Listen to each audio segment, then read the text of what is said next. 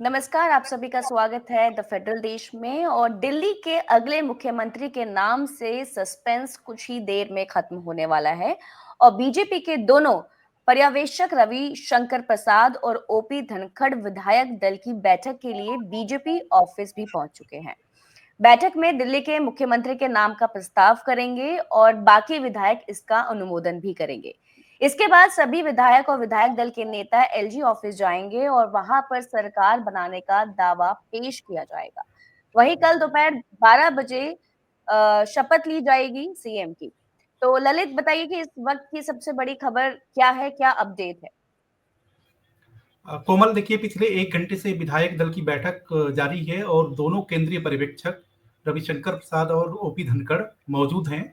और अभी उन्होंने 1-to-1 कुछ खास नामों से किया जो कि पहले से पिछले 11-12 दिन से चर्चा में थे, जिसमें विजेंद्र गुप्ता, प्रवेश वर्मा, रेखा गुप्ता, इन लोगों से चर्चा की, सतीश उपाध्याय से चर्चा की है। इन सबके हम्म। बीच एक बड़ी जानकारी हम अपने दर्शकों को देना चाहेंगे कि द फेडरल देश सूत्रों के मुताबिक इस तरह की खबर है कि रेखा गुप्ता सीएम दिल्ली की हो सकती हैं, प्रवेश वर्मा डिप्टी सीएम और विजेंद्र हम्म। गुप्ता उनको स्पीकर बनाया जा सकता है।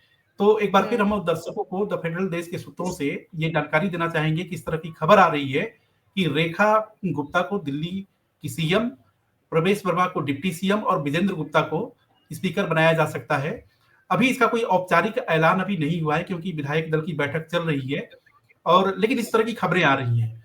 अब हम्म। आपके मन में ये विचार आ रहा होगा कि इस तरह का इक्वेशन बनाने के पीछे क्या वजह है। तो आप अगर देखिए कि बीजेपी के खांचे में जो 48 सीटें आई हैं उसमें महिलाओं का भी अहम योगदान रहा है, उसमें सभी जातियों का योगदान रहा है, उसमें हम्म।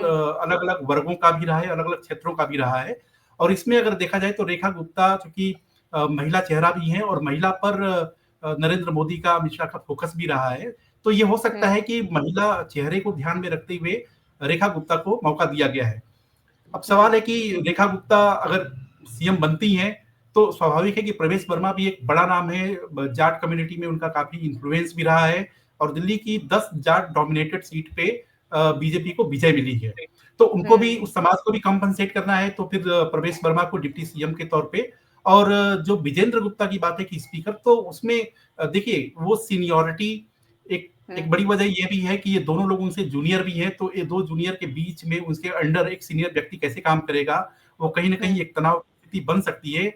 और सबसे बड़ी चीज है कि आम आदमी पार्टी के भी 22 विधायक चुन करके आए हैं, तो इस हम्म। बार इस तरह का जो विपक्ष है वो उतना हल्का नहीं है जो आम आदमी पार्टी के समय में विपक्ष हुआ करता था। आपको याद होगा कि 2015 में बीजेपी के केवल 3 विधायक हुआ करते थे, हम्म। 2020 में 8 विधायक हुआ करते थे, लेकिन इस दफा जो है आम आदमी पार्टी के 22 विधायक हैं।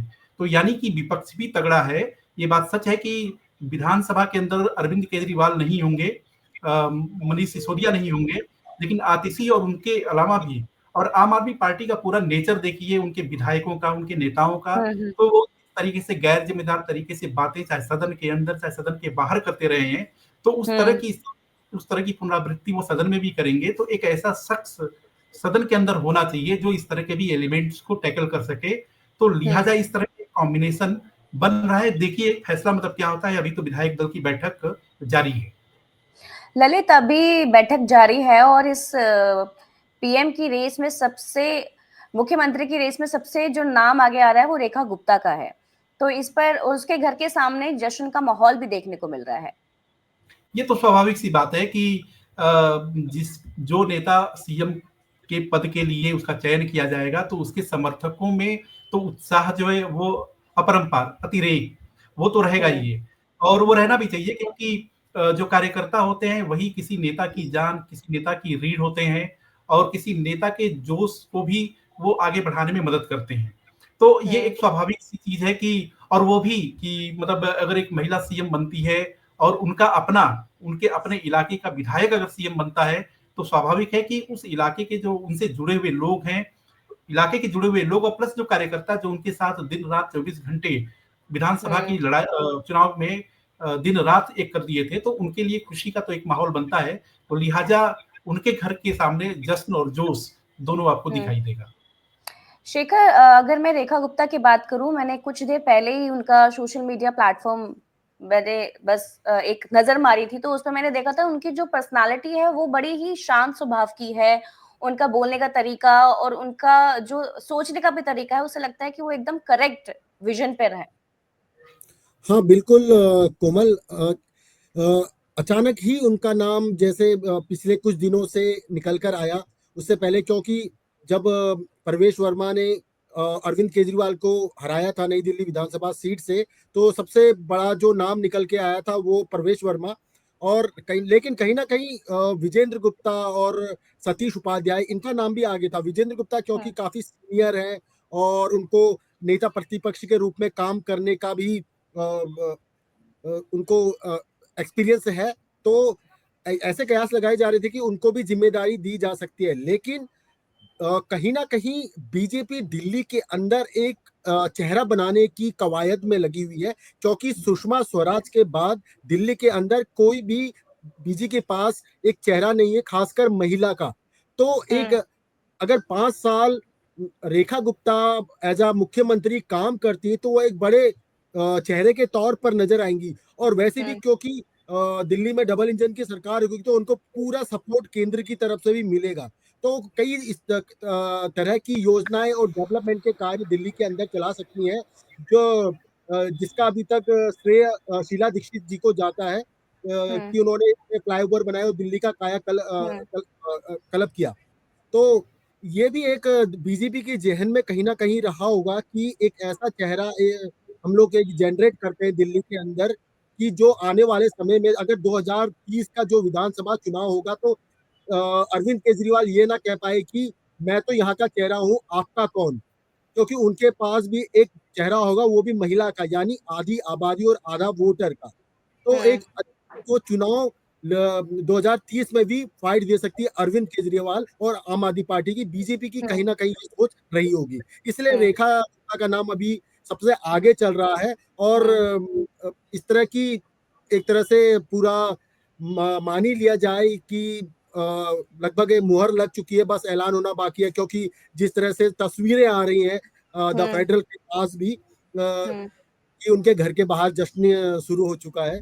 तो अब देखना होगा कि हाँ, लेकिन ये बड़ा जो है कि दिल्ली कैबिनेट में कौन किस किस को जगह मिलती है, ये बड़ा देखने वाली बात होगी आगे। ललित, अगर हम रेखा गुप्ता के सफर की बात करें तो उन्होंने सबसे पहले 1996 और 97 में दिल्ली विश्वविद्यालय छात्र संघ की वो सबसे पहले अध्यक्ष बनी थी। उसके बाद से ही उनका जो राजनीति जो करियर है उनका वो वहां से शुरू हुआ था। देखिए, दिल्ली की राजनीति की बड़ी खासियत है, और वो भी अगर बीजेपी की बात करें तो उसके सारे बड़े नेता, सारे कद्दावर नेता, वो कहीं न कहीं दिल्ली विश्वविद्यालय से उनका कनेक्शन रहा है। वो स्टूडेंट यूनियन के बड़े नेता हुआ करते थे। वो दिल्ली यूनिवर्सिटी के प्रेसिडेंट हों, चाहे जनरल सेक्रेटरी हों, चाहे ट्रेजरर हैं। हर पार्टी के, ये हर पार्टी, हर मतलब जितनी भी दिल्ली में खास तौर से कांग्रेस और बीजेपी ही हुआ करती थी, और कांग्रेस बीजेपी के दोनों के नेता क्या है कि उनका कहीं न कहीं वो दिल्ली यूनिवर्सिटी से कनेक्शन तो हुआ करता था। रेखा गुप्ता का ये है कि रेखा गुप्ता स्वाभाविक है कि वो छात्र राजनीति से जो है मेन स्ट्रीम की राजनीति में आई, और विधायक बनने के पहले वो पार्षद भी रही। अपने पूरे इलाके में वो साल 2007 में वो उत्तरी पीतमपुरा से दिल्ली पार्षद चुनाव के से लिए 2 वो बार पार्षद रही है। एकदम बस मतलब उनके साथ ये अनलक एक फैक्टर था जो है कि 2020 का एमएलए का इलेक्शन वो हार गई थी, लेकिन 2025 के इलेक्शन में उन्होंने काफी बढ़त के साथ जीत दर्ज की। तो और उनके बारे में कहा भी जाता है कि सबसे बड़ी चीज है कि वो कार्यकर्ताओं में सर्वसुलभ हैं और बहुत ही पेशेंस के साथ बातों को सुनती हैं, और यह सब बड़ा मतलब एडेड एक एडवांटेज होता है। दूसरी चीज है कि अगर प्राइम मिनिस्टर को याद होगा आपको कि इस वक्त बजट से मैं आपको सबसे पहले बताना चाहूंगी, हमारे फेडरल सूत्रों के हिसाब से जो दिल्ली का अगला सीएम है वो रेखा गुप्ता है, उनका नाम सामने आया है। और नया चेहरा यानी कि जो सीएम का जो नाम आया है वो रेखा गुप्ता का आया है। नहीं, आपको कोमल, हमारे फेडरल देश के सूत्रों ने जो जानकारी दी थी कि रेखा गुप्ता दिल्ली की सीएम हो सकती हैं, तो अब जो खबर आ रही है कि रेखा गुप्ता ही दिल्ली की सीएम होंगी। तो इसका मतलब है कि जो हमारी जानकारी थी, जो द फेडरल देश को जानकारी थी, आप देखिए कि अभी 8:11 हो रहा है, और हम लोग करीब 5 मिनट 7 मिनट पहले इस बात की चर्चा कर रहे थे कि दिल्ली की सीएम रेखा गुप्ता होंगी। तो जो हमारे सूत्र हैं वो विश्वस्त जो जानकारी थी उस पर एक मुहर भी लगी है। और हम इस बात में यकीन भी करते हैं कि दर्शकों तक जो अपनी बात पहुँचाएँ, उसमें तथ्य हो, उसमें विश्लेषण हो और वो पूरी तरीके से जो भी बात हो वो धरातल पर सही हो, उसके पीछे कोई इफ बट वाली बात नहीं हो। तो जैसा कि जी। आपने देखा जो है कि रेखा गुप्ता ही दिल्ली की हुँ, नई अगली मुख्यमंत्री होने जा रही हैं, जो कल हुँ, रामलीला मैदान में शपथ लेंगी। अभी हुँ। उसके अतिरिक्त अभी किसी नाम का ऐलान नहीं हुआ है और वो जैसे जी। ही ऐलान होता है तो हम लोग उस पे चर्चा भी करेंगे। जी, कोमल? हुँ, हुँ। ललित अभी ये बताइए कि रेखा गुप्ता की अगर हम बात करें तो क्या उनकी रणनीति रहेगी, वो कैसे काम करेंगी, उनका क्या विज़न होगा दिल्ली को बदलने के लिए या फिर वो किस चीज़ को लेके सबसे ज़्यादा पॉइंट आउट करेंगी कि हाँ, इस चीज़ को लेके दिल्ली में ये बदलाव होने चाहिए? देखिए, सबसे बड़ी चीज़ है कि प्रधानमंत्री ने जब बजट से पहले ज्ञान की बात की थी, तो उस ज्ञान में एन जो शब्द लेटर था वो नारी। तो आप हुँ, देखिए जो है कि वो जब वो बोल रहे थे कि हमारी सरकार, हमारी सोच वो गरीबों के लिए, युवाओं के लिए, अन्नदाता के लिए और नारी शक्ति के लिए समर्पित है। तो दिल्ली के में रेखा गुप्ता का जो चयन है, उसको आप ऐसे हुँ, ही देख सकते हैं कि वो हुँ, युवा भी हैं, उसके बाद नारी भी हैं। तो उनके जो ज्ञान के जो 2 पैरामीटर्स हैं, उस पर वो पूरी तरीके से खरी उतरती हैं। अब रही बात जो है कि रेखा गुप्ता या बीजेपी के सामने चुनौती क्या है? तो निश्चित तौर पे कि पिछले 10 साल में जिन मुद्दों को उठा करके केजरीवाल की आम आदमी पार्टी हुँ, की सरकार को बीजेपी ने उखाड़ फेंका, बाहर कर दिया, तो वो सारे मुद्दे जो-जो हुँ, वो वादे किए हैं, चाहे यमुना की सफाई हो, चाहे आपका साफ पानी का मुद्दा हो, चाहे साफ हवा का मुद्दा हो, चाहे महिला हुँ, सम्मान योजना की देने की बात हो, उसके बाद हुँ, जो है कूड़े के ढेर को खत्म करने की बात हो, एमसीडी से लेकर के जो प्रशासनिक तंत्र में काफ़ी जकड़न है, उसको शिथिल करने की बात हो, ढीला करने की बात हो, तो ये तमाम सारी चुनौतियाँ रेखा गुप्ता के सामने होंगी और अब ये देखना हुँ, होगा कि 20 फरवरी को जब वो शपथ लेने के बाद पहली कैबिनेट की बैठक होती है, तो उसमें वो कौन से ऐलान करती हैं, जिसका हुँ। कि भारतीय जनता पार्टी ज़िक्र भी किया करती थी।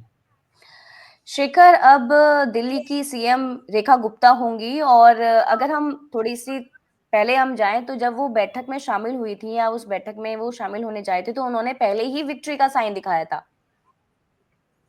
हाँ, बिल्कुल। जैसे कि द फेडरल देश ने पहले ही ये ऐलान कर दिया था, बता दिया था हुँ, कि दिल्ली की अगली मुख्यमंत्री रेखा गुप्ता होने जा रही हैं, तो उसी टाइम से ही हुँ, उनके घर के बाहर जश्न का माहौल हो गया था, क्योंकि हमारे हुँ, जो सूत्र हैं वो काफ़ी तथ्यात्मक हैं और विश्वसनीय हुँ, है। तो इसीलिए उनके नाम की जो औपचारिक घोषणा अब जाकर हुई, हमने 10-15 मिनट पहले ही वो डिस्कशन में हमने वो शुरू कर दी थी। हुँ, अ, रेखा गुप्ता की अगर हम बात करें तो एक अच्छी मुख्यमंत्री साबित होंगी या नहीं, तो हाँ, कहा जा सकता है कि वो एक दिल्ली की एक अच्छी मुख्यमंत्री साबित हो सकती हैं, क्योंकि उनकी जो राजनीति की शुरुआत है वो दिल्ली यूनिवर्सिटी से हुई है, जो हुँ, केंद्रीय एक तरह से जो केंद्रीय केंद्र सरकार की जो केंद्रीय राजनीति है उसकी पाठशाला कही जाती है, क्योंकि दिल्ली हुँ, यूनिवर्सिटी से कई बड़े नेता जो राष्ट्रीय पटल में पहुंचे हैं। तो एक हुँ, तरफ जहां और उनकी जो शुरुआत दिल्ली यूनिवर्सिटी से हुई, तो एक तरह वो जानती हैं कि छात्र छात्राओं स्टूडेंट्स के मुद्दे क्या हैं, तो वो उनको हुँ, भी सुनने की कोशिश करेगी, उनको क्या चाहिए, उनको हुँ, वो यूथ के बारे में भी अच्छी तरह से समझ पाएंगी कि यूथ की हुँ, जरूरत क्या है। तो उस तरीके से हुँ, वो अपनी रणनीति बना पाएंगी, अपनी सरकार की योजनाएं बना सकेंगी। दूसरी तरफ वह महिला है, तो जो जिनको आधी आबादी कहा जाता है, तो वो अपने जो बजट पेश करेंगे आने वाले समय में, तो उसको लेकर भी वो महिलाओं को लेकर भी अपनी योजनाएं और ऐलान करेंगे कि उनको क्या-क्या दिक्कतें हैं, किस तरह की, ना कि केवल जो घोषणाएं बीजेपी ने कर दी हैं योजनाओं की, वो तो है ही, लेकिन अन्य योजनाएं भी वो लागू करेंगी। तो ऐसे हुँ, में कहा जा सकता है कि वो हाँ, एक अच्छी मुख्यमंत्री साबित हो सकती है, क्योंकि हाँ, उनको एक तो उनको जैसे आतिशी के बारे में कहा जाता है कि वो एक पैराशूट मुख्यमंत्री थी, क्योंकि सडनली हुँ, अरविंद केजरीवाल जी जेल से बाहर आए, तो उन्होंने जनता के बीच में गए, उन्होंने कह दिया कि नहीं, मैं तभी मुख्यमंत्री बनूंगा जब मैं जीत हुँ, कर आऊंगा, हाँ, जब हमारी सरकार बनेगी। तो उन्होंने हुँ, एक तरह से उनको घोषित कर दिया था, आतिशी को बना दिया था, तो एक पैराशूट मुख्यमंत्री कहा जा रहा था उनको। लेकिन हुँ, वहीं ये प्रॉपर तरीके से निर्वाचित होके आई और विधायक दल की नेता चुनी गई, चुनी तो गई। हाँ, तो ये जो शुरुआती दौर से जो बीजेपी के अपने साथियों को लेकर, अपने एमएलए को लेकर साथ चलेंगी, तो निसंदेह बहुत अच्छा एक दिल्ली का डेवलपमेंट आने वाले दिनों में हमें देखने को मिल सकता है। ललित, शेखर, कोमल यहाँ पे एक बात बताना चाहेंगे कि रेखा गुप्ता के नाम का जो प्रस्ताव है वो प्रवेश वर्मा ने किया है, और उसके बाद जो उसका अनुमोदन समर्थन जो है वो किया है आपका आशीष सूद ने और विजेंद्र गुप्ता ने जो है। तो अब देखिए भारतीय जनता पार्टी ने, जैसा शेखर कह भी रहे थे कि रेखा गुप्ता के चीफ मिनिस्टर होने का मतलब है कि दिल्ली को चौथी महिला मुख्यमंत्री मिलने जा रही है। और उससे भी बड़ी चीज है कि आम आदमी पार्टी की तरफ से, क्योंकि एक महिला फेस आतिशी के तौर पे लाया गया था, जबकि आतिशी तो ये कहती थी कि मुझको तो खड़ाऊ रख करके ही शासन करना है, और हमारे जो राम है वो तो मतलब मुझे भरत ही बन के रहना है, वो कहती थी। लेकिन ये एक मैसेजिंग भी है कि आम आदमी पार्टी ये कल को न कह पाए जो है कि आप महिलाओं के नाम पर वोट केवल बटोरते हैं, और उसके बाद जब उनको मौका देने की बारी आती है तो मौका देने से आप पीछे रह जाते हैं। तो निश्चित तौर पे भारतीय जनता पार्टी ने महिलाओं के एक बड़े सेक्शन को साधने की कोशिश की है, और प्रवेश वर्मा का प्रस्ताव रखना इस बात का संकेत है कि हमारा मतलब बीजेपी के अंदर कोई भी धड़ा नहीं है, सभी लोग एक दूसरे से जुड़े हुए हैं, और जो दिल्ली को आगे ले जाने का जो विजन है, उस विजन को आगे बढ़ाने के लिए प्रवेश वर्मा को पेश किया गया। और विजेंद्र गुप्ता और आशीष सूद, इसमें आप एक चीज और देखिए कि विजेंद्र गुप्ता वैश्य कम्युनिटी के हैं, रेखा गुप्ता भी वैश्य कम्युनिटी की हैं, आशीष सूद पंजाबी चेहरा हैं, और प्रवेश वर्मा आपके जाट हैं जो। तो ये स्वाभाविक था कि दिल्ली की। ललित, एक सवाल मेरे को पूछना था कि एक तरफ तो केजरीवाल आतिशी को टेम्परेरी सीएम बनाया, लेकिन बीजेपी ने रेखा को फुल टाइम सीएम बनाया। हाँ, वही बीजेपी ये संदेश मैसेज देना चाहती है कि हम काम जो है पुख्ता करते हैं। वो आम आदमी पार्टी की तरह नहीं है कि कुछ समय के लिए जो एक महिला को मुखौटे के तौर पर मुख्यमंत्री दिल्ली का बना दिया, और उसके पीछे, मुखौटे के पीछे कोई और काम कर ही रहा था, और डिक्लेयर्ड तौर पे अगर आम आदमी पार्टी सत्ता में आती तो मुख्यमंत्री कोई और हो जाता।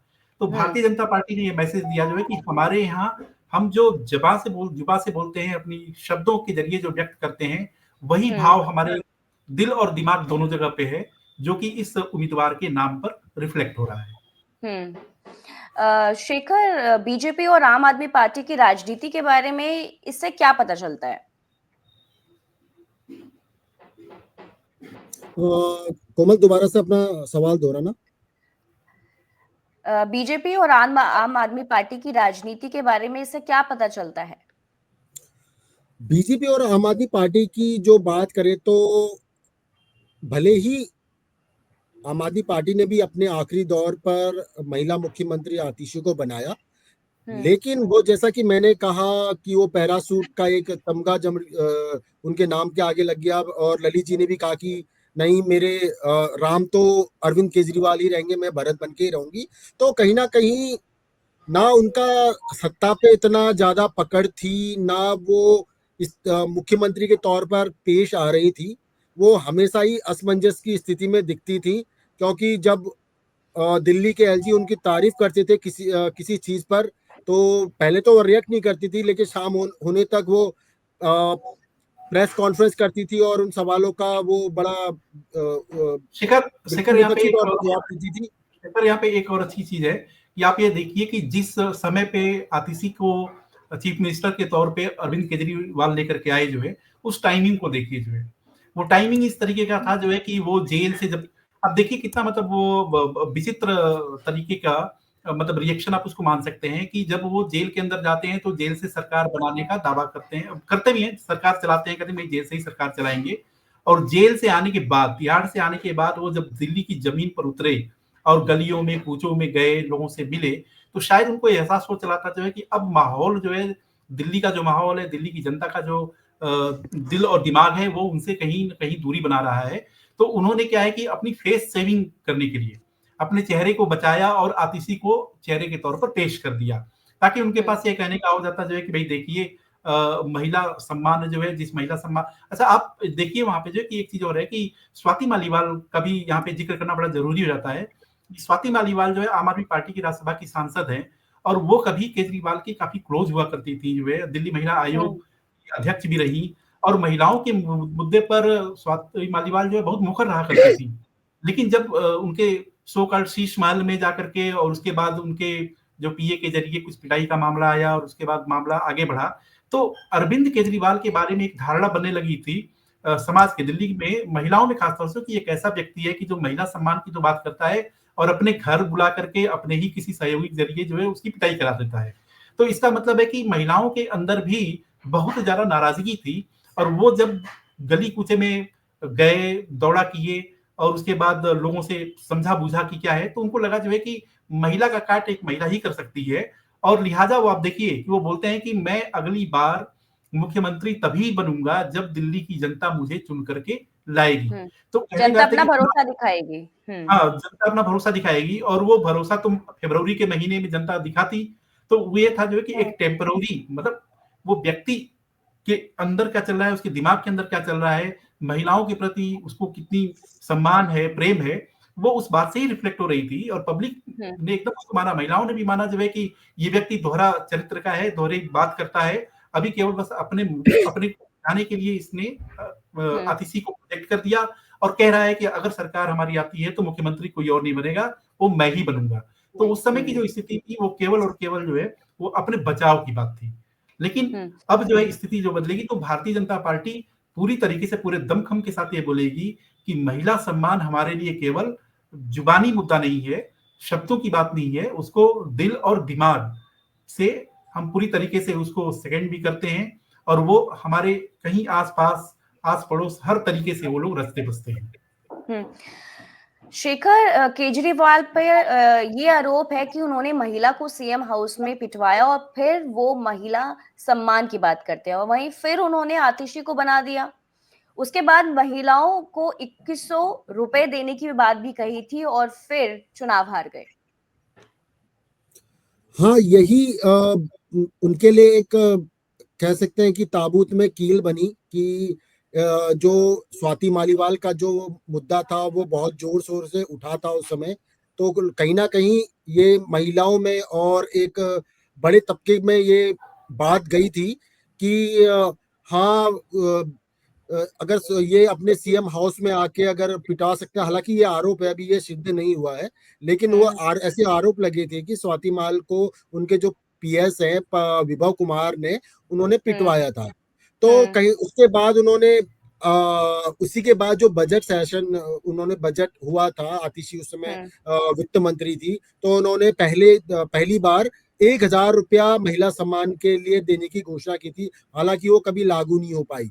तो कुछ बातें ऐसी है कि एक तो तरफ से स्वाति माल पर को पीटने का आरोप लगा दिया, दूसरी तरफ से आपने जो घोषणा की उसको पूरी नहीं कर रहे हैं और उसका ठिकरा दिल्ली के एलजी और केंद्र सरकार पर फोड़ रहे हो, तो वो बड़ी उनके लिए एक हार का कारण बना, जिसको अभी आप देख सकते हो।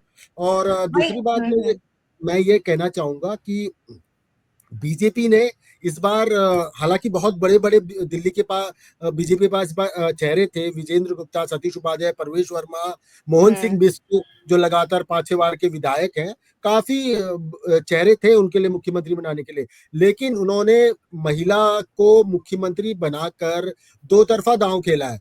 एक तो ये कि बीजेपी के जितने भी देश में जितने भी राज्य हैं उनमें किसी भी राज्य में उनकी महिला मुख्यमंत्री नहीं है, तो ये उनके लिए एक बड़ा मैसेज पूरे देश को जाता है कि हाँ, हम भी महिला मुख्यमंत्री बनाने का मादा रखते हैं। उन्होंने ये पूरे देश को देने की कोशिश की।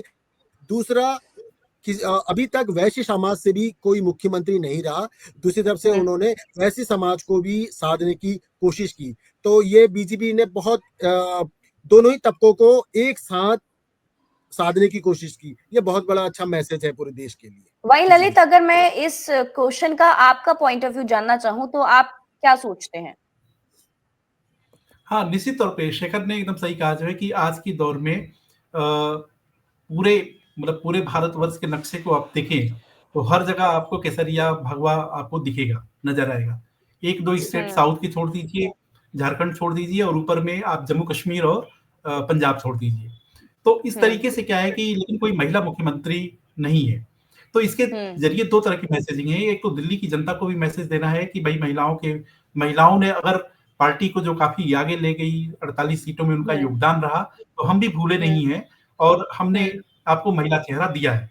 उसके साथ ही साथ जो है कि देश के लेवल पे, देश के स्तर पर भी ये संदेश है कि जो बार-बार जो विरोधी लोग कहते हैं कि ये महिलाओं के लिए बीजेपी ऐसी पार्टी है, जो महिलाओं की बात तो करती है, लेकिन ये कि उनको सत्ता में भागीदारी नहीं देती है, मौका नहीं देती है। तो बीजेपी ने उसको भी काउंटर किया है कि ये सब बेकार की बात है, इसके पीछे कोई तथ्य नहीं है, कोई अर्थ नहीं है। हमने उचित तौर पे एक महिला प्रत्याशी हमारे साथ महिला इस चर्चा में करेगी। अभिषेक रावत जुड़ चुके हैं। अभिषेक, ये बताइए कि आप हर विधानसभा में गए हैं और आपके लिए नाम कितना चौंकाने वाला है? देखिए, वैसे तो अगर बात करें स्वाभाविक तौर पे तो थोड़ा अचंभा है, क्योंकि रेखा गुप्ता जो है पहली बार विधायक चुन के आई हैं और इससे पहले वो मेयर रह चुकी हैं, निगम पार्षद रह चुकी हैं, दूसू की अध्यक्ष भी रह चुकी हैं, परंतु वहाँ विधायक के तौर पे पहली बार पे वो जीती है और पहली बार ही इतनी बड़ी जिम्मेदारी मिलना सबको चौंकाता है। लेकिन ये भाजपा है, हमें ये भी याद रखना चाहिए। खुद प्रधानमंत्री मोदी की बात करें तो वो जो है मतलब उन्हें भी बिना विधायक के भी, बल्कि उनको पहले जिम्मेदारी दे दी गई थी, फिर वो विधायक बने और पहली बार जब वो सांसद चुने गए तो देश के प्रधानमंत्री बने। तो इस हिसाब से भाजपा में, और खासतौर पे अब हर बार यही कहा जाता है कि ये नया दौर है, नई भाजपा है, तो नई भाजपा में कुछ भी संभव हो सकता है। इसलिए उनको ये जिम्मेदारी मिलना अचंभित जरूर करता है, लेकिन बिल्कुल हैरानी वाली बात नहीं लगती है। यहाँ पे एक और कहने वाली बात है कि आखिर उन्हें क्यों बनाया, इसके पीछे की अगर हम बात करेंगे तो पहले तो वो एक महिला है और दूसरी जो उनकी शख्सियत के बारे में जाना जाता है कि वो एक तटस्थ रहने वाली महिला है। मतलब कि अगर किसी बात के लिए, किसी के हक के लिए आवाज उठानी है, लड़ाई लड़नी है, तो वो उसमें कभी पीछे नहीं हटती हैं। मतलब वो किसी के अगर हक की कहीं कोई बात आती है तो वहां पर वो, उनका रवैया हम कहेंगे कि अड़ियल रवैया हमें देखने को मिलता है और अपनी आवाज को उठाने में वो आगे रहती है। तो शायद ये सारी बातें सोचकर, और एक ये भी बात आती है कि वो संघ परिवार के भी काफी करीबी मानी जाती हैं। तो ये दो फैक्टर हैं जो उनको नाम मतलब जिसकी वजह से उनको फायदा मिला और पहली ही बारी में उनको इतनी बड़ी जिम्मेदारी मिली है। खास तौर पे 27 साल बाद आप सोचिए कि भाजपा को जो है दिल्ली की सत्ता मिली है और उसमें उन्होंने काफी चीजों, काफी फैक्टर को ध्यान में रखते हुए जो लगता है रेखा गुप्ता को ये बड़ी जिम्मेदारी सौंपी है। और साथ में हम प्रवेश वर्मा की भी बात कर लें तो कुछ निराशा शायद उनको हो सकती है, लेकिन फिर भी अगर देखें तो जो शीर्ष नेतृत्व है उन्होंने प्रवेश वर्मा को भी कहीं ना कहीं केजरीवाल को हराने का एक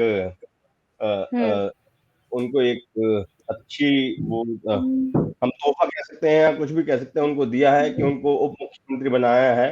आम आदमी पार्टी के सरकार से जो है रिवाज शुरू हुआ था दिल्ली में उप मुख्यमंत्री, उससे पहले उप मुख्यमंत्री नाम की कोई दिल्ली में चीज नहीं होती थी। और अब जो है प्रवेश वर्मा उप मुख्यमंत्री बने हैं। तो ऐसा भी आप देखिए कि आम आदमी पार्टी में ही अगर हम बात कर ले तो मनीष सिसोदिया जैसे उप मुख्यमंत्री बने थे, तो उप मुख्यमंत्री लगने से आम लोगों को लगता है कि शायद भाई ये डिप्टी हैं तो इनका कद थोड़ा छोटा होगा। लेकिन अगर हम मनीष सिसोदिया की बात करें तो 2015 से 20 की जो सरकार रही उसमें सिसोदिया जो है अरविंद केजरीवाल से ज्यादा एक्टिव रहे थे, उन्होंने जमीन पे ज्यादा काम करा था। और 2020 से 25 की जो सरकार रही उसमें भी उन्होंने काफी सक्रियता निभाई थी, कई मंत्रालय उनके पास थे। लेकिन अब यहाँ देखना ये होगा कि रेखा गुप्ता और प्रवेश वर्मा के बीच में कोऑर्डिनेशन कैसा रहता है। और एक चीज और, क्योंकि प्रवेश वर्मा सांसद पहले रह चुके हैं तो कहीं कोई अहम का टकराव आपस में ही ना हो जाए, ये एक बड़ा देखने वाली बात होगी। वहीं हमारे संपादक सौरभ गुप्ता ने सबसे पहले ही अपने सूत्रों से बता दिया था कि रेखा गुप्ता होंगे मुख्यमंत्री। ललित, इस बारे में बताइए कि कैसे द फेडरल देश ने सब जानकारियां दी। हाँ, आप देख रही हैं कि हमारी स्क्रीन पे रेखा गुप्ता नजर भी आ रही हैं, जो दिल्ली की अगली मुख्यमंत्री होंगी। वो राजभवन जा रही हैं, दावा भी पेश करेंगी सरकार बनाने के लिए। और जैसा कि हमारे संपादक ने भी, सौरभ गुप्ता जी ने भी बताया था कि जो जानकारी मिल रही थी कि वो रेखा गुप्ता दिल्ली की अगली मुख्यमंत्री होने वाली हैं। और रेखा गुप्ता के मुख्यमंत्री वो क्यों बन सकती हैं, क्यों उनको मौका मिल सकता है, उसके पीछे वजह भी बताई जो है कि एक तो पहले शालीन है, अपनी बातों को सही तरीके से रखती हैं हम्म और हम्म सर्वप्रिय नेता हैं। कार्यकर्ताओं में इजीली उनकी एक्सेसिबिलिटी है और हम्म युवा भी हैं, महिला हैं, तो बीजेपी के खांचे में वो सारी चीजें, बीजेपी के खांचे में रेखा गुप्ता फिट बैठ रही थी कि वो हम्म दिल्ली की गद्दी को संभाल सकती हैं। तो हम्म कहीं ना कहीं बीजेपी ने इनके जरिए एक बड़े मतलब महिला पूरी जो कम्युनिटी है उसको संदेश देने की कोशिश की है कि हमारी जो बात है, हम एक ऐसी शख्सियत को आपके सामने पेश कर रहे हैं जिससे आप अपनी हम्म बात बिना किसी हिचक के, बिना किसी दबाव के, बिना किसी परेशानी के आप रख सकते हैं। और साथ ही साथ जो आम आदमी पार्टी को भी मैसेज है कि महिला महिला की बात आप करते हो, लेकिन हम्म हमने एक महिला को मौका दिया और वो जिस महिला को मौका दिया वो पूरे 5 साल के लिए दिल्ली को संभालने जा रही है। तो निश्चित हम्म तौर पे एक बड़ी मैसेजिंग बीजेपी के जरिए की गई है। हम्म। अभिषेक, काफी सालों के बाद बीजेपी को महिला के रूप में सीएम के तौर पे देखा जाएगा, यानी दिल्ली को जो नया सीएम जो मिला है वो रेखा गुप्ता महिला के रूप में मिला है। बिल्कुल कोमल, आप देखेंगे कि जब 1998 की अगर हम बात करें, जब भाजपा का अंतिम दौर था सरकार का दिल्ली का, तो लास्ट में जाकर जो है भाजपा ने ही दिल्ली को जो है पहली लेडी मुख्यमंत्री यानी सुषमा स्वराज को हम्म मुख्यमंत्री बनाया था। कुछ ही दिन वो रही थी मुख्यमंत्री, उसके बाद चुनाव आ गए थे, फिर भाजपा को कभी सत्ता में लौटने का मौका नहीं मिला है और अब 27 साल बाद जो है भाजपा फिर सत्ता में आई है पूर्ण बहुमत के साथ। तो उन्होंने एक हम्म बार फिर से ये मैसेज दिया है कि भाई जो महिला शक्ति है हम उसी को सबसे आगे लेकर चलने, मतलब पूरे देश भर में भी वो यही मैसेज देते आते हैं कि भाई महिला का सम्मान बहुत जरूरी है और यहाँ पे भी उन्होंने यही मैसेज दिया है। इसमें आप ये भी देख सकते हैं कि क्योंकि एक बहुत बड़ा वादा भी चुनाव में रहा है कि महिलाओं को जो आर्थिक सहायता की जो देने की बात कही गई है 25 रुपए महीने की, और ऊपर से अब महिला मुख्यमंत्री भी बनाई है, तो ये एक सोशल जो है बड़ा मैसेज दिया गया है। और इसके साथ ये भी होता है कि जो कई कास्ट फैक्टर की बात चल रही थी जैसे, या अलग अलग प्रदेशों में जो चुनावी समीकरणों को देखते हुए कयास लगाए जा रहे थे कि मतलब पूर्वांचली हो सकता है या फिर जाट हो सकता है।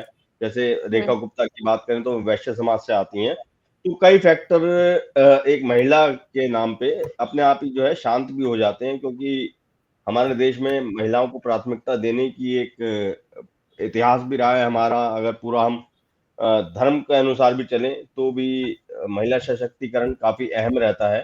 तो कहीं ना कहीं भाजपा ने इस नाम से जो है कई चीजों को एक साथ साध लिया है और यही वजह भी रही कि शीर्ष नेतृत्व ने रेखा गुप्ता का नाम को आगे बढ़ा दिया है।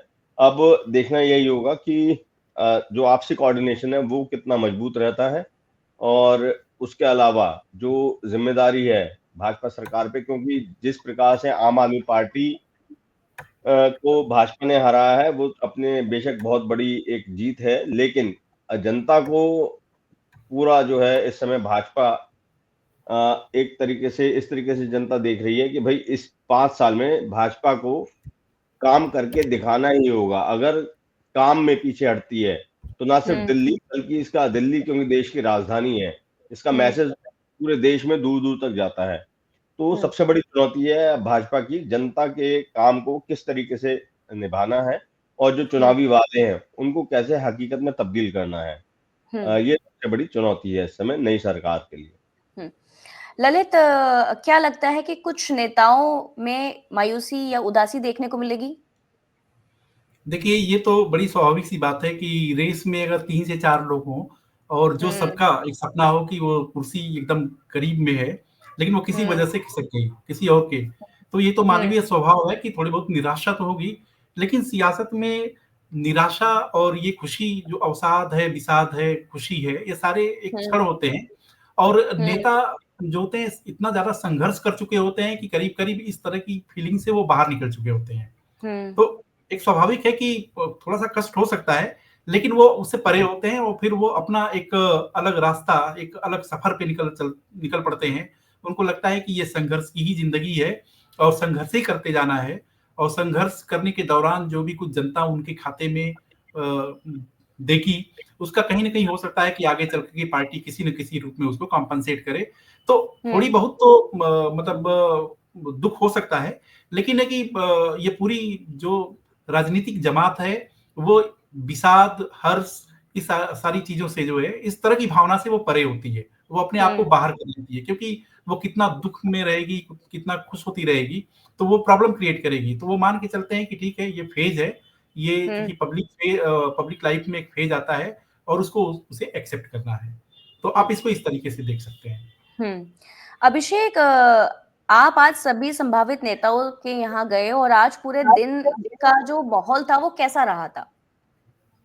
देखिए, एक तो बात करें क्योंकि सस्पेंस इतना ज्यादा बना हुआ था, और क्योंकि भाई भाजपा है, तो यहाँ पे कहीं भी कुछ भी हो सकता है। तो संभावित चेहरे सबके सामने थे, लेकिन फिर भी उस संभावना के पीछे भी एक प्रश्न चिन्ह था कि भाई ये जो संभावना है, ये सही में हकीकत की तरफ बढ़ेगी या सिर्फ ये एक कयास भरी है, जो बस कौतूहल की वजह से जो है कयास पैदा हो गया है। तो ये सारे प्रश्न चिन्ह कहीं ना कहीं मीडिया के मन में तो थे ही थे। जो तमाम नेता हैं वो खुद भी इस बात को लेकर आश्वस्त नहीं थे। आप ये देखिए कि दिन में मैं विजेंद्र गुप्ता जी के घर के बाहर काफी देर मौजूद रहा। वो कहीं से आए तो उनसे मुलाकात भी हुई, ऑफ कैमरा ही बात हुई थी उनसे, उन्होंने कैमरे के लिए उस समय मना कर दिया था। तो वो भी इस बात को लेकर पूरी तरह आश्वस्त नहीं थे कि उनको क्या जिम्मेदारी मिलने वाली है या नहीं। उन्होंने ये कहा कि देखिए, नाम तो इस समय किसी और का आगे चल रहा है, जो मीडिया में आपके माध्यम से हमें पता चल रहा है। इसलिए अभी कुछ भी उम्मीद लगाना अनुचित होगा, क्योंकि जो भी हमारे ऊपर शीर्ष नेतृत्व है, जो जिम्मेदारी उन्होंने सोची है वो अगर हमें सौंपेंगे तो अच्छा है, नहीं तो हम विधायक तो हैं ही हैं, और अब सत्ता पक्ष के विधायक होने के नाते कहीं ना कहीं हमारे साथ में जो है सत्ता होती है, तो हमारे को जनता का जो काम है वो करवाने में आसानी मिल जाती है। तो इसलिए विधायक के तौर पे ही हम काफी ज्यादा जिम्मेदार बन चुके हैं, और अपनी वो जिम्मेदारी हमें निर्वहन करनी है। ऐसे ही जो मैं गोंडा विधानसभा के विधायक हैं अजय महावर, उनसे भी मैं मिला अभिषेक था। अभिषेक अभिषेक यहाँ पे एक सवाल और बनता है कि ये जो कल शपथ लेंगी, तो ये अकेले शपथ लेंगी या मंत्रिमंडल के और सदस्य हैं वो भी शपथ लेंगे? इसके बारे में कोई देखिए, जानकारी है आपको? अभी जो पता चला है, इन दो नामों का तो नाम स्पष्ट हो ही गया है। और क्योंकि कुल मिला के 7, मतलब कैबिनेट में 7 जगह होती हैं, तो 2 का नाम स्पष्ट हो गया, एक स्पीकर हो गए हैं। और इनका आप एक बार फिर बताएंगे कि 2 नाम वो कौन से हैं? ये एक तो रेखा गुप्ता है, वो मुख्यमंत्री के उनका नाम पे मोहर लग गई है, और उप मुख्यमंत्री के लिए प्रवेश वर्मा है, और विजेंद्र गुप्ता जो है वो स्पीकर चुने, मतलब उनको स्पीकर के नाम का जो है उन पे मोहर लगी है। बाकी अच्छा, बचते इन हैं। दोनों नाम पे भी मुहर लग गई है? इन दोनों नाम पे जी भी मुहर लग गई है, यानी जी कि द फेडरल देश के सूत्रों ने जो जानकारी मतलब कोमल दी थी 8 बजे के आसपास कि रेखा गुप्ता मुख्यमंत्री, प्रवेश वर्मा डिप्टी सीएम और विजेंद्र गुप्ता स्पीकर बनाए जाएंगे, स्पीकर। तो उस पर हमारी खबर की पुष्टि हो गई है। और मुझे लगता है कि फेडरल देश ने शायद सबसे पहले ये चीज जो है अपने दर्शकों तक पहुंचाई। ऐसा मैं अनुमान रख रहा हूँ, क्योंकि मैं उस समय रास्ते में ही था और कई ग्रुप्स या मैं चैनल वगैरह पे जुड़ा हुआ था। तो वहां पर कहीं पे भी रेखा गुप्ता का जिस तरीके से हमारे फेडरल देश ने नाम स्पष्ट किया था, वो भी उतना स्पष्ट नहीं रख पा रहे थे नाम। तो फेडरल देश ने इस मामले में काफी पहले ही खुलासा कर दिया कि रेखा गुप्ता जो है मुख्यमंत्री के तौर पर चुनी गई हैं। तो अच्छा, तो ये विजेंद्र गुप्ता को स्पीकर बनाने के पीछे क्या मतलब कोई एक रणनीति है?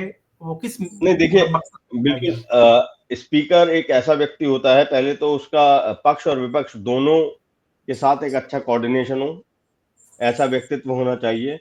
फिर नहीं, उसको लेकिन काम लेकिन लेकिन उसकी अब लेकिन अभिषेक, एक सवाल है कि अगर विजेंद्र गुप्ता विधानसभा के स्पीकर बनते हैं और 2015 से लेकर के 2025 तक का पूरा फेज देखिए जो है, तो वो इकलौते एक शख्स थे जो कि मार्शल से भिड़ना, हमेशा आम आदमी पार्टी को मतलब काफी आक्रामक अंदाज में फ्लोर पर घेरना। तो क्या आप एक्सपेक्ट करते हैं कि उस व्यक्ति से आम आदमी पार्टी के जो विधायक होंगे वो मतलब सामंजस्य बना पाएंगे जो है? उनको तो ये लगेगा जो है कि ये व्यक्ति है कि जिसके जरिए जो है हमें काफी मुसीबतों का सामना करना पड़ा और अब तो वो मास्टर हो गया। रिंग का मास्टर हो गया वो। देखिए जो हम चीज देख रहे होते हैं सदन के अंदर, वो जरूरी नहीं कि सदन के बाहर हूबहू वही चीज हो, क्योंकि हम राजनीति में देखेंगे तो चुनाव भी दो नेता आमने सामने लड़ रहे होते हैं, लेकिन जब परिणाम आता है तो आप वहीं देखेंगे कि एक जो नेता जीतता है और दूसरा नेता जो हारता है, वो भी परिणाम के बाद एक दूसरे से हाथ मिला रहे होते हैं। अगर हम बात करेंगे जो प्रैक्टिकल जीवन है वो और जो राजनीतिक जीवन है थोड़ा उसमें डिफरेंस होता है। रही बात विजय गुप्ता जी की, अगर स्पीकर के तौर पे हम बात करेंगे तो एक ऐसा व्यक्ति भी है वो कि जो काम के बारे में भी काफी ज्यादा निपुण है, उनको काम की भी बारीकी से जानकारी है। अभी अगर हम बात करें तो वो नेता प्रतिपक्ष भी रहे हैं, तो सदन की कार्रवाई से बहुत ज्यादा अच्छी तरह वाकिफ हैं। हालांकि उनके साथ कुछ और विधायक भी हैं भाजपा के जो मुश्किल घड़ी में भी जिन्होंने अपनी सीट निकाली और साथ में उनको भी काम का बहुत ज्यादा अनुभव है। लेकिन विजेंद्र गुप्ता के साथ अगर हम बात करेंगे तो प्लस पॉइंट ये है कि वो उस तरह से वोकल भी रहते हैं, मतलब अपनी आवाज को उन्होंने काफी ज्यादा उठाया भी है। आप सोचिए कि जब दिल्ली विधानसभा में 67 की स्ट्रेंथ जो है आम आदमी पार्टी की थी और केवल 3 विधायक भाजपा से थे, तो उस समय भी विजेंद्र गुप्ता को ही एलओपी बनाया गया था और उन्होंने उस समय एलओपी की जिम्मेदारी भी काफी अच्छी निभाई थी और काफी आवाज उन्होंने मुखर तौर पे उठाई थी। तो इन्हीं सब का एक लाभ विजेंद्र गुप्ता को मिला भी है। और अगर बात करें तो वो निगम पार्षद के तौर पे उन्होंने अपना राजनीतिक जीवन शुरू करा और उनको काफी ज्यादा निगम की भी मतलब जानकारी है, क्या काम कैसे होना चाहिए। तो इन्हीं सब वजहों से एक एक्सपीरियंस्ड आदमी हैं वो और काफी अनुभव रखते हैं। और तालमेल भी हम बात करेंगे, अभी आपने अगर देखा भी होगा जैसे आम आदमी पार्टी का वो अंतिम दौर चल रहा था सरकार में, दिल्ली सरकार में एक वीडियो भी आया था कि किस तरीके से विजेंद्र गुप्ता जब एलजी हाउस में गए थे, वो शायद जो हमारे डीटीसी के कॉन्ट्रैक्चुअल स्टाफ था उसकी शायद फाइल को लेकर कोई बात थी। तो आप ये देखेंगे कि खुद मुख्यमंत्री, अब तो पूर्व हो गई, मुख्यमंत्री आतिशी थी, सौरभ भारद्वाज, वो सब कैसे विजेंद्र गुप्ता जी को एक तरीके से घेर के उन पे दबाव बनाना चाह रहे थे। स्टंट करा था जैसे सौरभ गुप्ता पैरों में पड़ के मीडिया के सामने ये दिखाना चाहा कि देखिए हम सत्ता पक्ष में होने के बावजूद विपक्ष के सामने नतमस्तक हो रहे हैं, लेकिन जो है हम बस यही चाहते हैं कि दोनों मिलके इन जो नौकरी जिनकी पक्की होनी है उन सबका भला हो जाए। तो आप ये देखेंगे तो कहीं ना कहीं विजेंद्र गुप्ता राजनीतिक तौर पे माना सदन के तौर पे एक हमें ऐसा दिखेगा कि भाई वो हमेशा जो है आम आदमी पार्टी से लड़ते ही नजर आए, लेकिन ऐसा नहीं है, कोऑर्डिनेशन बना वाले इंसान है वो। और शायद अभिषेक जैसे कि आप हमारी तस्वीरों में भी देख सकते हैं कि ऊपर रेखा गुप्ता जो दिल्ली की सीएम होने वाली हैं और बगल में जो ये प्रवेश वर्मा है जो कि डिप्टी सीएम, और आप राइट साइड में देख रहे हैं ये विजेंद्र गुप्ता जो कि दिल्ली विधानसभा के स्पीकर होंगे। तो ये 3 जो चेहरे हैं जिनके बारे में एक फैसला हुआ है जो दिल्ली को आगे बढ़ाने के लिए बीजेपी ने तय किया है, और उनके साथ जो 4 और नाम। तो हाँ, अभिषेक आगे अपनी बात कंटिन्यू करिए। मेरा एक सवाल है आपसे, ये जो नाम सामने आया है तो वो क्या दिमाग से लिया गया नाम है और दिमाग से लिया गया फैसला भी कह सकते हैं इसको? हाँ, भारतीय जनता पार्टी को एकदम भारतीय जनता पार्टी के बारे में कहा ही जाता है कि कोई भी फैसला वो बिना सोचे समझे वो करते नहीं है।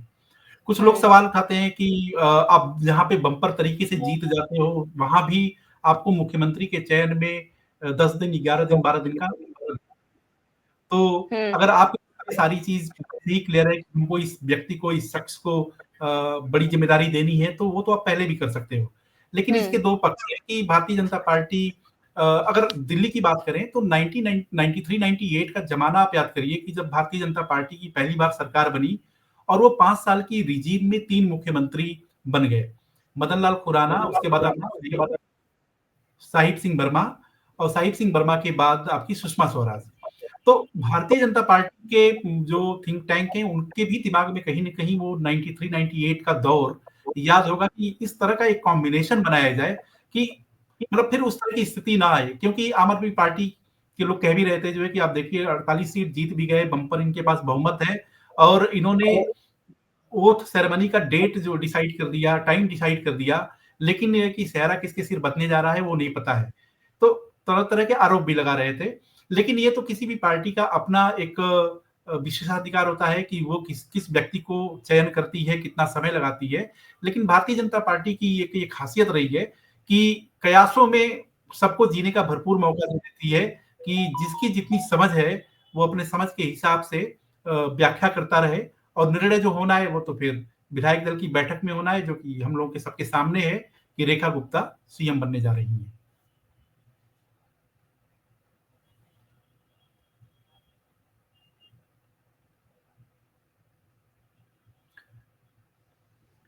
कोमल, एक बार रिपीट करना होगा, आपकी आवाज नहीं आ रही है।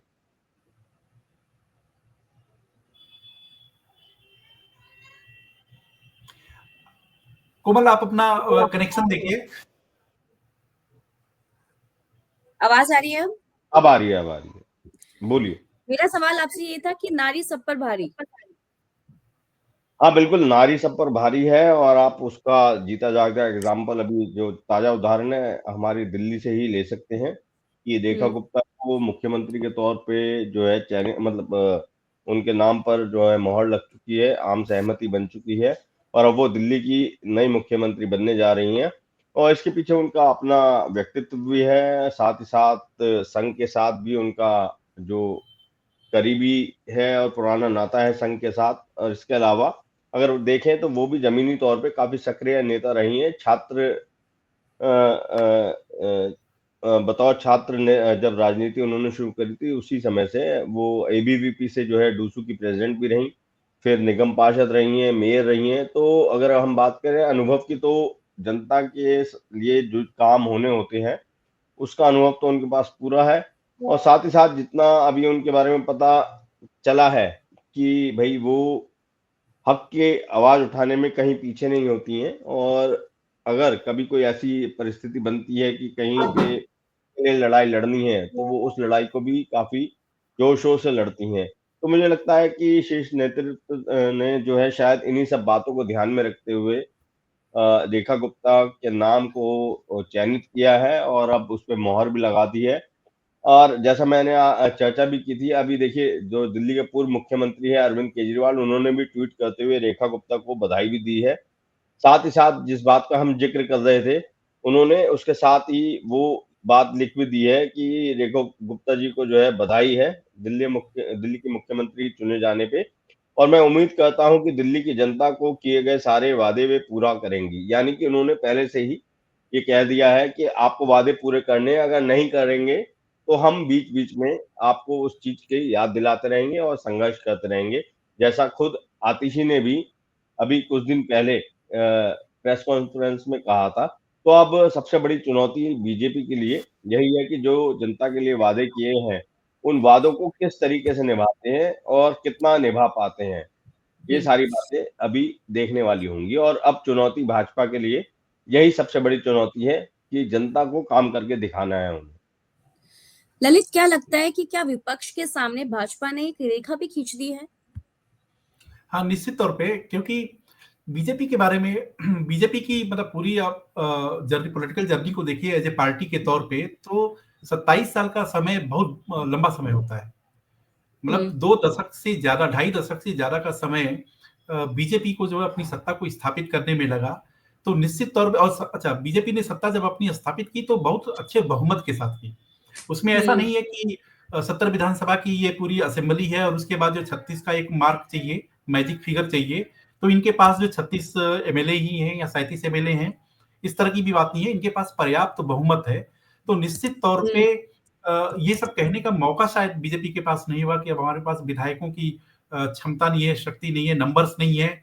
दूसरी चीज़ कि सेंट्रल में चूँकि बीजेपी की सरकार है, तो स्वाभाविक तौर पे है कि जिन अड़चनों की बात केजरीवाल और आम आदमी पार्टी की सरकार किया करती थी, वो सब बीजेपी के पास नहीं है। तो स्वाभाविक तौर पे कि जो भी प्रशासनिक जो अड़चनें थी, वित्तीय जो कठिनाइयाँ थी, वो उस तरह की कठिनाइयाँ नहीं है और निश्चित तौर पे अगर बीजेपी चूँकि 27 साल के बाद सत्ता में आई है और सबसे बड़ी चीज़ है कि 2014 से लेकर के 2025 तक मतलब नाक के नीचे ही एक ऐसी सरकार थी जहाँ पे भारतीय जनता पार्टी की सरकार ही नहीं है।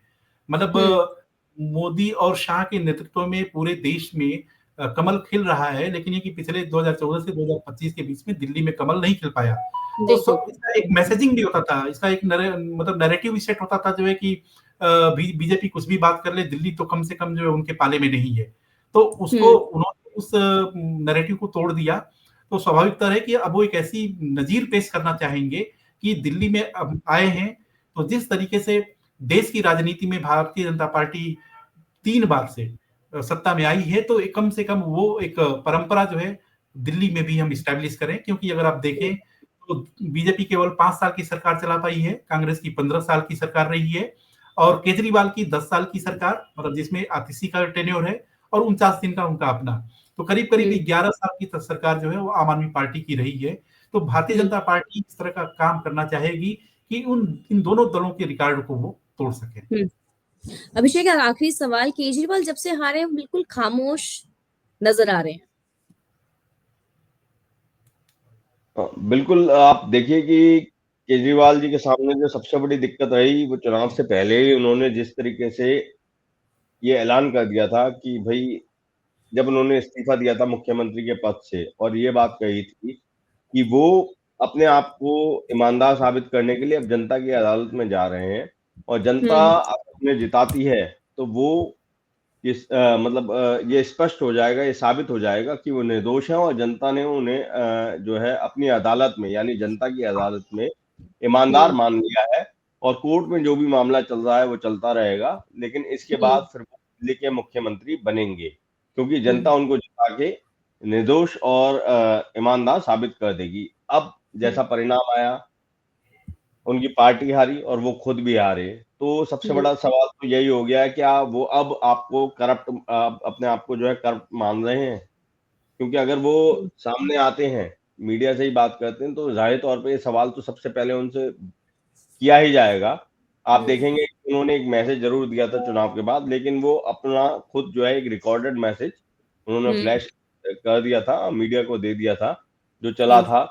लेकिन वो मीडिया के सामने खुद इसलिए नहीं आ रहे हैं क्योंकि उनसे सबसे पहला सवाल यही किया जाएगा कि क्या अब वो शराब घोटाले में अपने आप को बेईमान मानेंगे? क्योंकि जनता ने उनको हरा दिया है। तो ज़ाहिर तौर पे ये सबसे बड़ा उनके लिए जो एक विडंबना वाली स्थिति है कि किस तरीके से वो इस सवाल का सामना करेंगे, क्योंकि इसके लिए जो है ना उन्होंने खुद ही एक पैमाना तैयार किया था। और एक बात दूसरी तो अक्सर जो है आप देखेंगे अरविंद केजरीवाल ऐसे सवालों से बचते हैं या ऐसे मौकों पर मीडिया से बचते हैं, जहाँ पर वो कहीं न कहीं कमज़ोर पड़ रहे हों या फिर फँसते हुए नज़र आते हैं। कई ऐसे और भी उदाहरण आप देख सकते हैं अगर फ्लैशबैक में जाएँगे कि कई सवाल उनसे किए गए, तो उन्होंने वो माइक जो है किसी और की तरफ सरका दिया। यानी वो उस सवाल के जवाब देने से साफ-साफ बच गए और उसका मतलब अपने मुँह से मना नहीं करा, लेकिन वो सवाल का जवाब नहीं दिया अभिषेक उन्होंने। जी देखिए कितना मतलब पैराडॉक्स है कि केजरीवाल जो है पीएम मोदी को इसी चीज पर जो है तंज कसा करते थे कि उनको प्रेस से मिलने का वो नहीं है, वो प्रेस को मतलब फेस नहीं करना चाहते हैं, लेकिन काम खुद वही करते थे, काम खुद वही करते थे। अगर आप देखेंगे जो 2025 का ये चुनाव हुआ है, तो इसमें जनता ने सबसे बड़ी बात जो वीकनेस उन्होंने भांपी अरविंद केजरीवाल की, वो यही कि जिस व्यक्ति ने 2011 के बाद से भ्रष्टाचार के खिलाफ एक आंदोलन की शुरुआत की और तरह तरीके से ये जनता को विश्वास दिलाया कि वो एक नई तरीके की राजनीति की शुरुआत करने जा रहे हैं। उन्होंने अपने बच्चों की कसमें खाई, तमाम तरीके के वादे करे जो इस चुनाव में विपक्ष द्वारा उठाए गए थे और जनता ने खुद, क्योंकि हमने ग्राउंड रिपोर्ट पे जो तैयार करी, ग्राउंड सर्वे जो करे थे, सबसे कॉमन बात यही थी जनता की कि अरविंद केजरीवाल में और जो अन्य पार्टियों के नेता हैं, उनमें कोई फ़र्क नहीं रहा है अब। वो भी उसी श्रेणी में आके खड़े हुए हैं। वो बस जनता का यही कहना होता था कि फिर भी ऐसा लगता है कि अरविंद केजरीवाल थोड़े सही हैं औरों के मुकाबले। लेकिन जब उनसे सवाल किया गया कि क्या वो ईमानदार हैं या आपको लगता है कि वो भ्रष्टाचार में लिप्त है, तो उनका साफ-साफ कहना था, भाई सभी लोग एक जैसे हैं। यानी कि जो कभी अरविंद केजरीवाल ने अपने बच्चों की कसम लेके या फिर आंदोलन करके या फिर भूख हड़ताल करके जो बनाई थी, वो छवि अब जो है बिल्कुल पूरी तरीके से टूट चुकी है और जनता उस बात को खुद अपने मुंह से कहती है। तो इसलिए अब की परिस्थितियां बदल चुकी है और आम आदमी पार्टी के लिए अब जनता के मन में ऐसा नहीं है कि ये पार्टी बिल्कुल अलग है या फिर ये सिस्टम को बदलने आई है, और जनता खुद कहती है कि अब ये पार्टी भी सिस्टम का ही हिस्सा है और पुरानी जो और अन्य राजनीतिक दल है उन्हीं की तरह ये भी एक पार्टी है। और इसका जो हमें अगर हम देखें, जमीन पे भी वो चीज नजर आती है। पहले लोग बाग इनके आह्वान पे खुद जो है वॉलंटरली जो है आके जुड़ते थे। अब ये भी औरों की तरह अपने कार्यकर्ताओं को इकट्ठे करते हैं, बसें भरते हैं और फिर एक जगह पे लेके आते हैं। तो यही कारण है कि अब इनकी राजनीति और दूसरों की राजनीति लगभग सेम है। अब बस जनता के लिहाज से अगर मैं देखूं या बात करूं, तो इस बार का मैंडेट जनता ने काफी सही दिया है। एक पार्टी को पूर्ण बहुमत दी और दूसरी पार्टी को इतनी संख्या दे दी कि वो जनता के लिए जब भी आवाज उठाएंगे तो वो उनकी आवाज दब नहीं पाएगी। जिस तरीके से भाजपा जब 3 की संख्या में आई या फिर 8 की संख्या में आई, तो देखा गया कि उनकी आवाज को जो है सदन में पूरी तरह उठने में नहीं दिया जाता था, मार्शल द्वारा उनको तुरंत बाहर कर दिया जाता था। तो अब वो विधानसभा के अंदर हमारे को ऐसा देखने को नहीं मिल पाएगा आसानी से, क्योंकि 22 की स्टेप काफ़ी होती है, कोई मुद्दा उठाने के लिए, जनता की हक की आवाज़ उठाने के लिए। तो इस बार देखना ये है कि पक्ष और विपक्ष दोनों किस तरीके से जनता के लिए काम करते हैं और कितना काम वो जनता का करवा पाते हैं, क्योंकि आने वाले मतलब अगले चुनाव में यही जो काम होगा, वही तय करेगा कि आगे का भविष्य दिल्ली के लिए और कौन-सी राजनीतिक पार्टी के लिए सही होगा। तो ये थी फेडरल देश की विशेष कवरेज, और कल फिर से आएंगे आपके सामने एक और नई चर्चा के साथ। तब तक आप देखते रहिए द फेडरल देश। Thank you Komal.